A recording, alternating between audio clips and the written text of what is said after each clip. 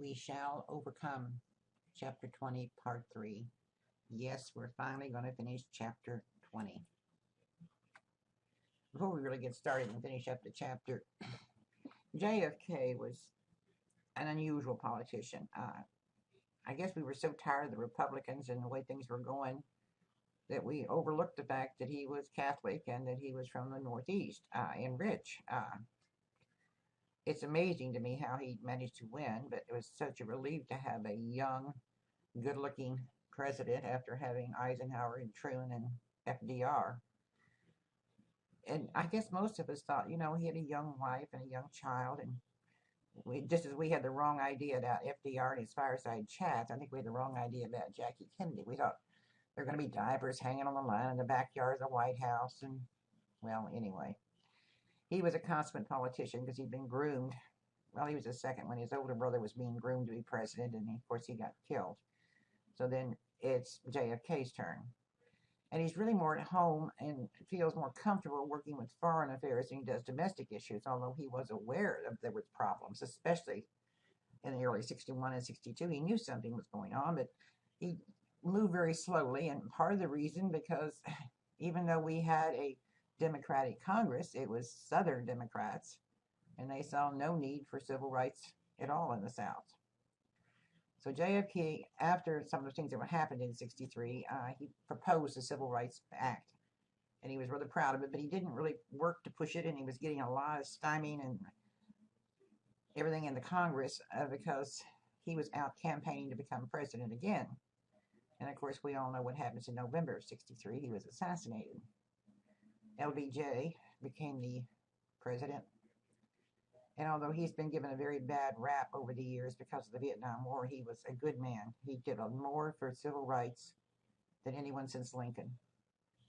And he also played the cards right. He knew where all the bodies were buried. He'd been head of Congress for so many years. He knew which arms to twist. And of course, the fact that we just lost the president, he used this to push JFK's bill through the Civil Rights Act. And right prior to that, just a few months before that, they got the 24th Amendment passed, which outlawed the poll tax, which supposedly was going to allow more African Americans to register to vote. But the Civil Rights Act, well, this is just a very small snippet, I think less than a minute, on LBJ's speech on civil rights.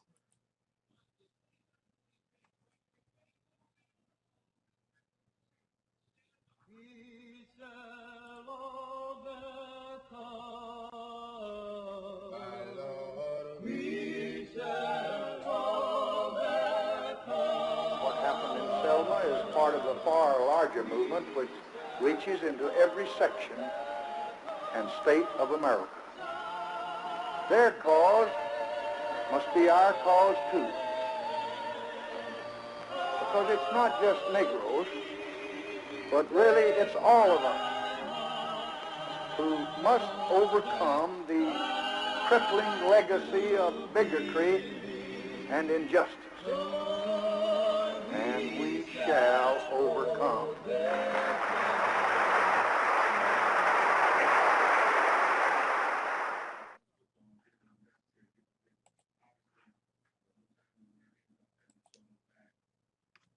One thing about the Civil Rights Bill, it created the Equal Opportunity Employment Commission, EECO, which every now and then when you apply for jobs, you'll still see the EEOC out there beside it.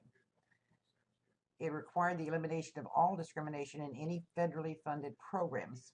And if it was proven that you were discriminating, you could either lose funding or the program could be shut down altogether.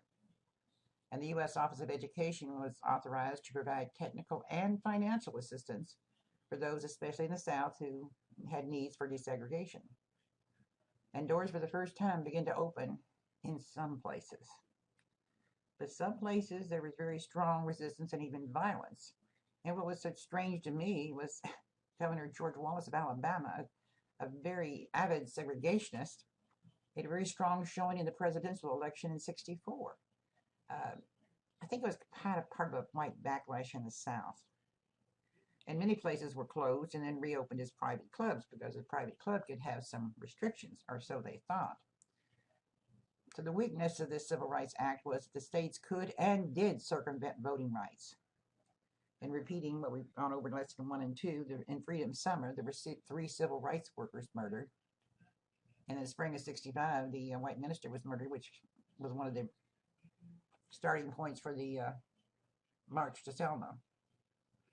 And Congress passes a Voting Rights Act in 1965 because even with the Civil Rights Act, we were still having trouble getting people to register to vote. And part of this act was that federal examiners were going to be required to register black voters in states where less than 50% of eligible black voters were registered. And the states that were affected were not surprised: Georgia, Alabama, Louisiana, Mississippi, South Carolina, Virginia. But there were some counties in North Carolina, Alaska, Arizona, Idaho, and Hawaii. Strange, huh? So it's not only the South that was segregating. Of course, in Alaska and Hawaii, they weren't so much against the African Americans, they were against the natives.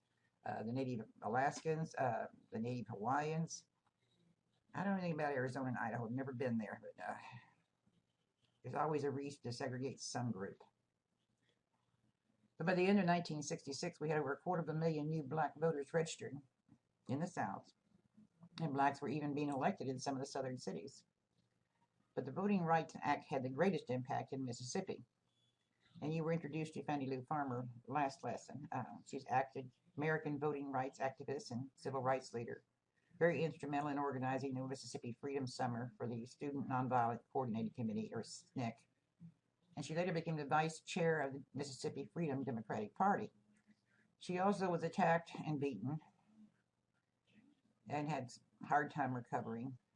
She went to the Democratic National Convention in '64, where the Black Party was refused to be seated, and she made a speech. And this is her speech. It's a little bit longer than I would like to have had, but I would like for you to listen to it. It's sometimes hard to understand because it's been recorded for a number of years, but give it a try.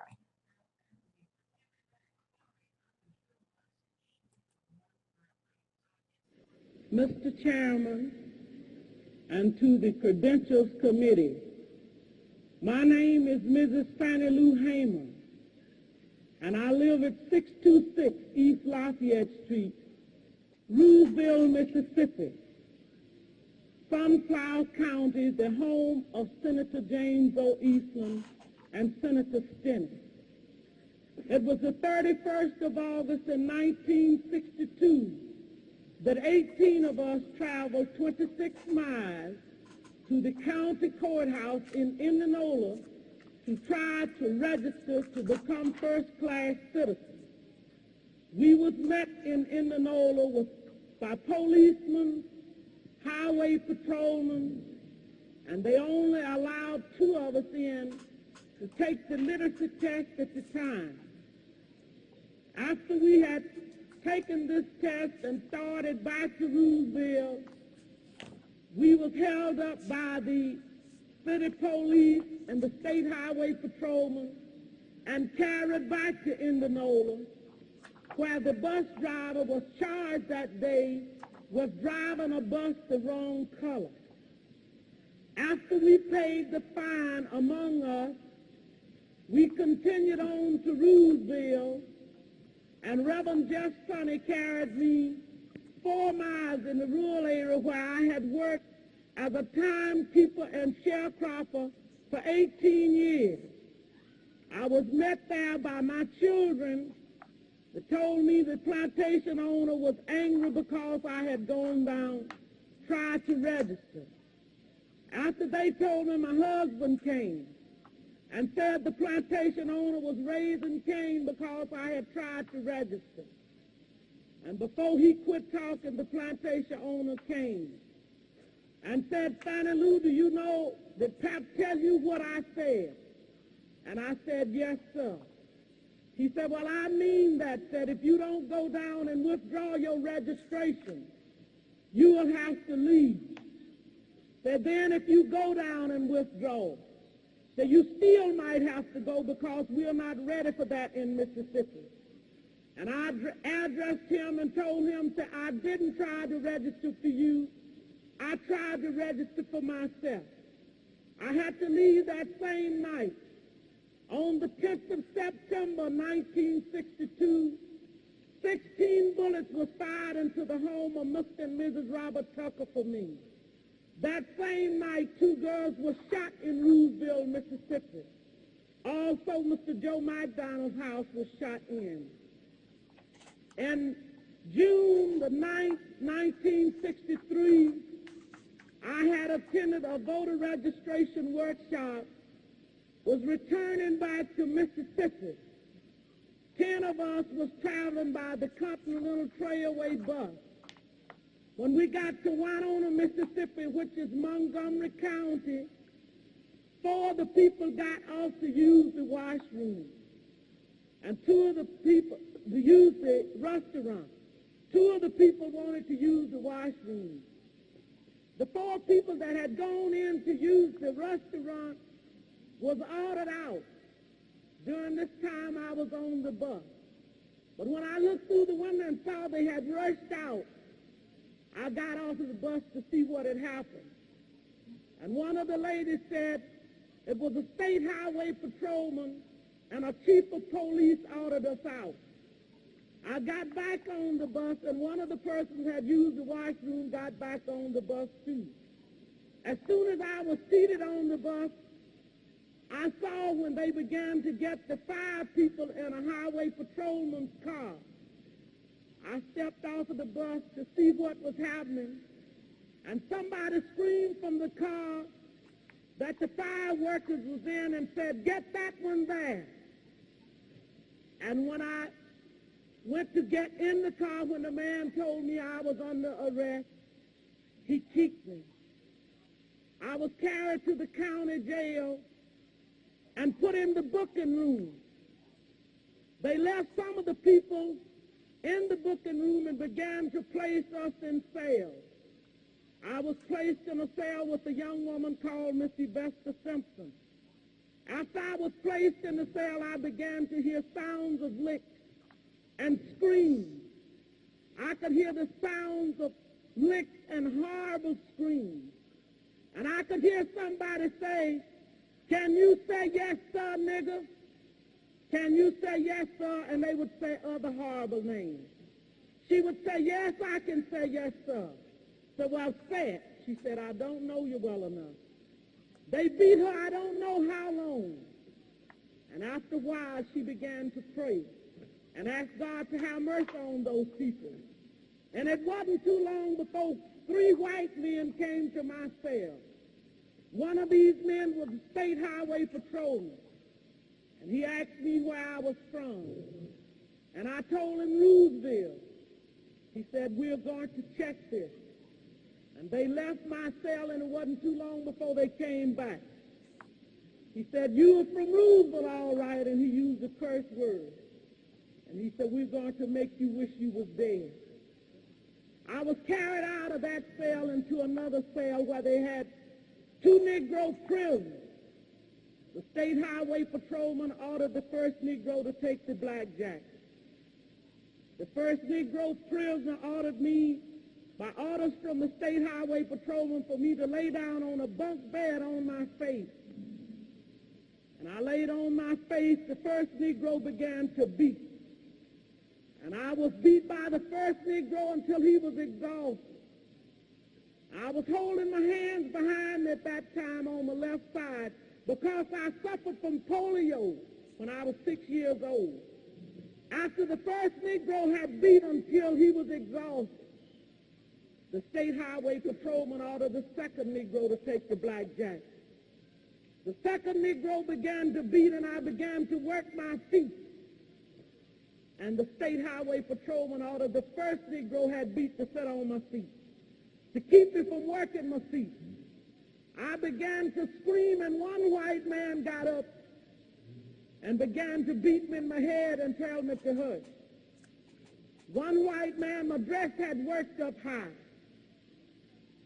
He walked over and pulled my dress. I pulled my dress down, and he pulled my dress back up. I was in jail when Matthew Evers was murdered.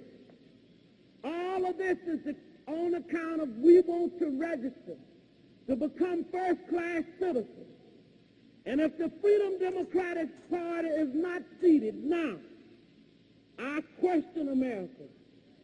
Is this America, the land of the free and the home of the brave, where we have to sleep with our telephones off of the hook because our lives be threatened daily, because we want to live as decent human beings in America? Thank you.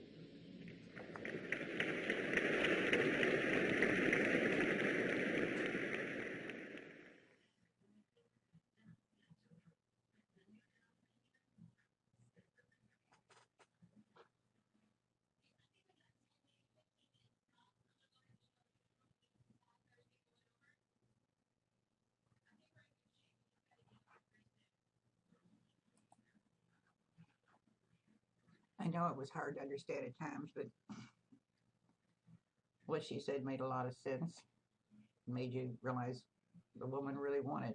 It wasn't just her having hard times, it was all black people. But there was some progress. For instance, black elected officials in the South grew from only 25 to more than 700 in just 6 short years. Most of them were in the state legislatures, true, but there were 16 in Congress and 1 black senator. Schools were slow, but they did move toward desegregation while they were learning how to keep federal funds and defy the order. So the federal court hears about it, and there's some suits brought, and they step in and they say, and I love this quote, only school segregation plan that meets constitutional standards is one that works, unquote. Cool, huh? In 1968, only about 20% of the former Confederate states were integrated. But 2 years later, more than 90% were integrated. That's progress. But the Civil Rights Act of 64 and the Voting Rights Act of 65 did not end segregation and prejudice. Because in 64, there were riots in Harlem and Rochester, New York. In 66, there were riots in Cleveland, Ohio. In 67, there were riots in Newark and Cincinnati and Detroit and even others. And Johnson's war on poverty did not end segregation and poverty in the black race. He had a problem. And of course, we knew the problem was Vietnam. He could not have money for butter and bullets at the same time. And some of the reasons were that we've got a very conservative Congress of Southerners, and they've got economic problems in our country. There's a Vietnam War going on. And you know what that meant. And some were just tired of the whole thing after 5 or 6 years.